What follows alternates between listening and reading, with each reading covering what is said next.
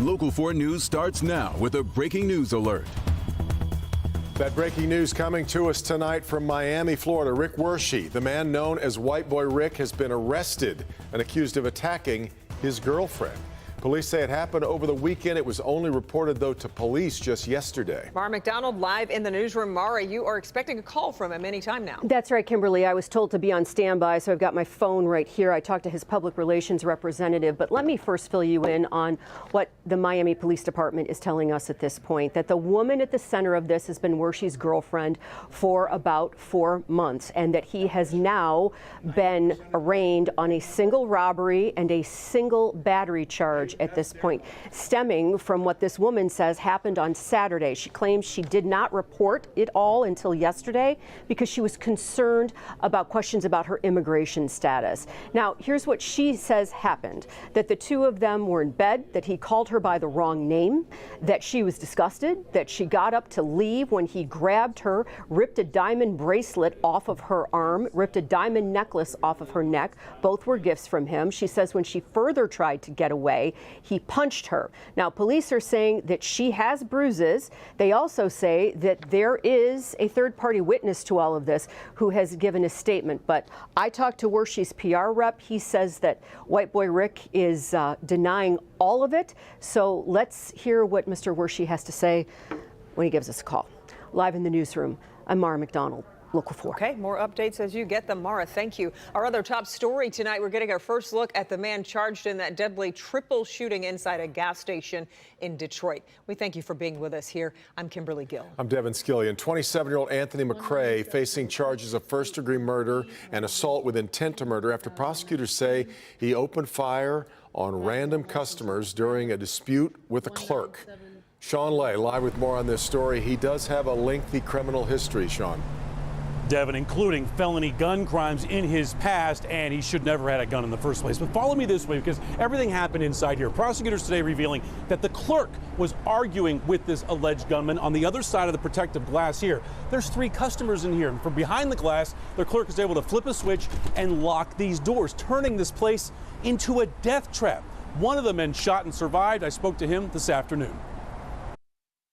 Yeah, I was shot in the hand, I was shot in my side, and I got shot in the back. So he shot me 3 times. That is the voice of one of 3 gas station customers. Not only shot 3 times, police say, by accused gunman Samuel McCrae, but he was also trapped inside the shop with that gunman by the gas station clerk.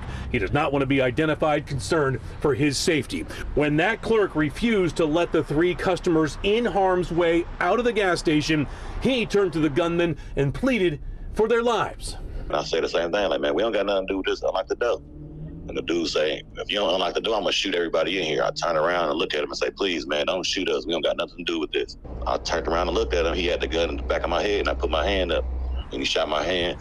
And I ran from him, then he grazed my side. And then when he shot me the 3rd time, that's when I fell and I had to play dead. That gunman shot another customer trapped with them and shot and killed 37-year-old Gregory Kelly. McCrae was arraigned today, where prosecutors say the clerk thought McCrae was going to walk off with $4 worth of items. With a switch behind the counter, the clerk blocked the door, and prosecutors say the clerk turned up the heat by arguing with the gunman. After shooting the 3 customers by emptying his handgun, only then did the clerk behind the protective glass unlock the door, letting the gunman get away. After he shot all of us, then he unlocked the door. Remarkable. It's amazing he survived. McCrae held without bond right now. Big yellow sticker here. It's from the city. This place operating without a license. It's shut down right now. We asked Detroit police about the clerk here. Now, we know McCrae is charged, being held without bond. Does the clerk have any culpability, any liability for endangering lives by locking the door? Police tell me everything remains under investigation. Devon. Over $4 worth of stuff. Sean, $4. Once the door was unlocked, McCrae was able to get away, and he ended up being arrested a day later. So how did he get away from the scene there? Yeah, the door's finally unlocked. You've got 3 shooting victims in there. You've got a clerk safe behind the glass. He is able to just walk out. Devon, it's remarkable. His mom was parked right here, waiting for him, and drove him away. Wow. All right, Sean. We have a Local 4 update. An autopsy reveals new information into how a local neurosurgeon was killed. The Detroit News reports Dr. Devon Hoover was shot twice in the back of the head. The autopsy says he was covered in a comforter, then dragged face down into a crawl space. Hoover was found dead last month in his home in the Boston Edison Historic District.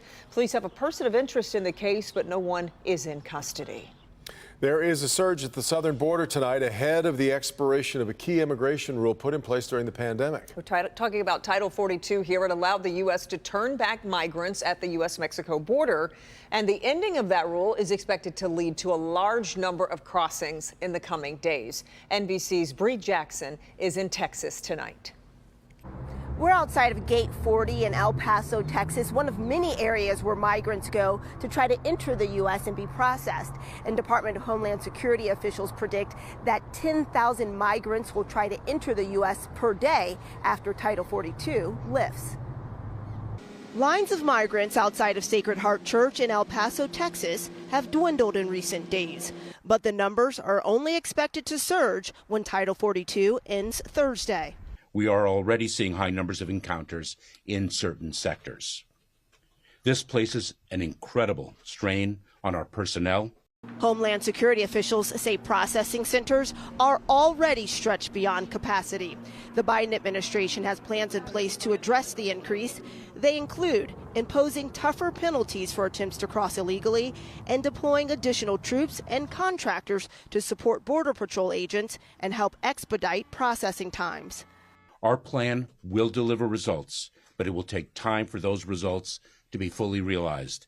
Preparations are also underway in border cities. The mayor of El Paso tells me they're ready for the unknown. Didn't just start today. You know, we've been doing this for weeks to make sure that we are prepared, make sure that the community is ready. Organizations are providing shelter and support to those seeking asylum. Community safety is our number one priority, and it'll continue to be.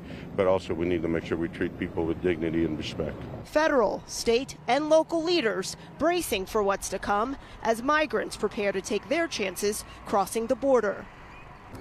And the Biden administration is making it clear that lifting Title 42 does not mean that the border is open, warning of serious consequences, including fines and possible prison time for those who cross illegally.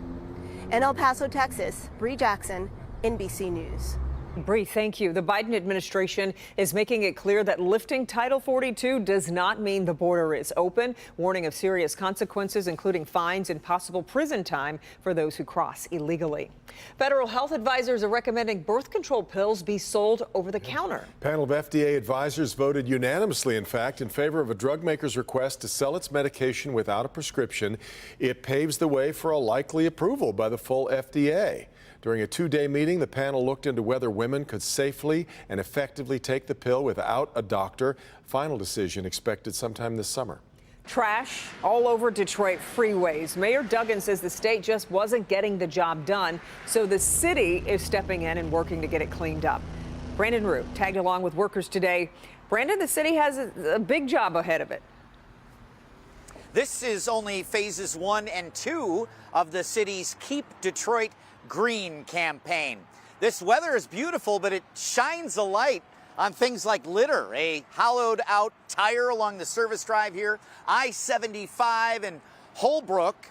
And this is just one of the things the General Service Department is doing, a new approach to make these areas clean and green. The city of Detroit is cleaning up your messes and trying to beautify freeway landscapes. We have 1,237 acres of freeways and service drive in the city. So we actually put out the bid for litter removal and the bid for mowing. And so I think it worked. I think it made a difference. Detroit's General Service Department took the wheel on this project from MDOT. Now have separate and more crews mowing and cleaning instead of one crew just doing bits of both. This new and improved approach started with litter cleanup in April, mowing began in May, and both will continue through October. Any of the freeways, you can expect to see someone out every day. We have 3 to 5 crews out on a daily basis. We want to make sure we do this right. Kimberly Jones was called out of retirement as a Beautify Detroit project leader. She's someone you don't want to mess with. I was a lumberjack for the city of Detroit for about 20 years. Detroit will play host to the 2024 NFL Draft. This is a big deal because if the city of Detroit shines, more big events could follow, producing a big boost to the local economy. I also understand that Miss Rosemary or Mr. Harris or whomever, they have to be here every day. While the city will be busy cleaning and greening Detroit freeways and service drives, Kimberly Jones asks that we all do our part. Enough with the littering. You shouldn't do it, and you shouldn't allow others around you to do it. How do you begin with setting the standard on littering? Maybe you go right to the elementary schools, and that is something that the General Service Department will be doing, starting at the bottom, teaching the kids about littering. Don't you guys wonder who's doing all of this littering? It has sort of been litter for decades now, yet there's still tons of it. As Woodsy Owl would say, be a hoot, don't pollute. You'll see action like we've seen, and hopefully you've noticed a difference in beautifying service drives and freeways through October, not just this year, but years on end, guys. You're right. I have noticed a difference, and it drives me nuts when I see somebody throw some trash out of their window. It drives me insane. So don't do that. All right, Brandon, we appreciate it. Late this afternoon, New York Representative George Santos pleaded not guilty after being arrested on 13 federal charges. The charges include money laundering, wire fraud, and theft of public funds. The allegations come after Santos was revealed to have fabricated large parts of his life story. The New York Republican was released on $500,000 bond, but spoke shortly after leaving court. This is the beginning of the ability for me to address and defend myself. We have an indictment. We have the information that the government wants to come after me on, and I'm going to comply. I've been complying throughout this entire process. I have no desire not to comply at this point. They've been gracious in there. Now I'm going to have to go and fight to defend myself. The reality is I'm sorry, it's a witch hunt. Santos is due back in court on June 30th.